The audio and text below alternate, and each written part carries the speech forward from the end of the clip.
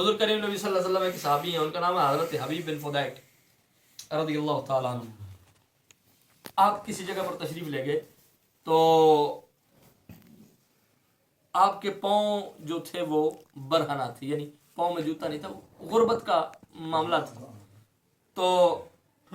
یا گھر کے اندر ہے، مطلب جس کیفیت میں بھی تھے، پاؤں میں کوئی پہننے کے لیے چیز نہیں تھی، پاؤں ننگے تھے۔ اتفاق ایسا ہوا کہ سانپ نے انڈے دیے ہوئے تھے، اس سانپ کے انڈے پہ ان کا پاؤں پڑ گیا، اور سانپ کی نسلوں میں کچھ سانپ اتنے زہریلے ہیں، حدیث کے اندر ان کا بیان آتا ہے، یہ ایک الگ کبھی بات ہوئی، پھر انشاءاللہ بیان کریں گے کہ اگر اس سانپ کی نظر عمل والی عورت پہ پڑ جائے تو اس کا عمل گر جاتا ہے۔ آج لوگ نظر کی تاثیر کے منکر ہیں، اور جی نظر سے کیا ہوتا ہے؟ میں نے کہا نظر اعظم چشتی جیسا بندہ ہو تو وہ پھر کہتا ہے کہ طیبہ سے منگائی جاتی ہے، سینوں میں چھپائی جاتی ہے، توحید کی میں ساغر سے نہیں نظروں سے پلائی جاتی ہے۔ اگر سانپ کی نظر کے اندر اتنا اثر ہے، اتنی زہر ہے کہ اگر اس عورت پر ڈالے تو عمل ساکت ہو جاتا ہے، حدیث کی کتابوں کے اندر بات موجود ہے، اور بعض روایات کے اندر آتا ہے وہ سانپ اگر کسی کی آنکھوں میں آنکھیں ڈال لے تو بینائی چلی جاتی ہے، آنکھوں میں آنکھیں ڈال لے بینائی چلی جاتی ہے، حاملہ عورت پہ نظر پڑے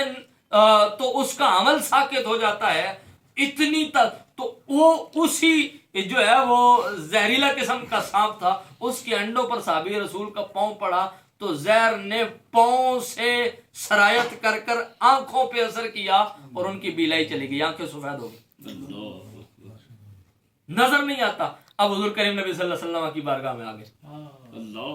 حضور کی بارگاہ میں حاضر ہو گئے، کہنے لگے یا رسول اللہ ایسا معاملہ ہوا ہے، مجھے نظر نہیں آتا، آنکھوں سے بینائی بالکل چلی گئی ہے، آنکھیں سفید ہو گئی۔ حضور کریم نبی صلی اللہ علیہ وسلم نے اپنا لعاب مبارک ان کی آنکھوں میں ڈالا۔ صحابہ فرماتے ہیں جب ان کی آنکھوں میں مصطفیٰ نے اپنا لعاب دہن ڈالا تو لعاب دہن ڈالنے کی دیر تھی، وہ جو بینائی جا چکی تھی وہ پھر واپس آ گئی۔ اور اس حدیث کے جو راوی صحابی ہیں وہ بیان کرتے ہیں کہ کریم نبی صلی اللہ علیہ وسلم کے لعاب پاک کی اتنی برکت تھی، اتنی برکت تھی، اتنی برکت تھی کہ وہ 80 سال کی عمر میں بھی اگر سوئی کے اندر دھاگا ڈالنا چاہیں تو بغیر کسی مشکل کے سوئی کے اندر دھاگا ڈالنا، وہ بینائی جو سرے سے چلی گئی، نگاہ مصطفیٰ اور حضور کریم نبی صلی اللہ علیہ وسلم کے لعاب پاک کی برکت سے وہ واپس آ جاتی ہے۔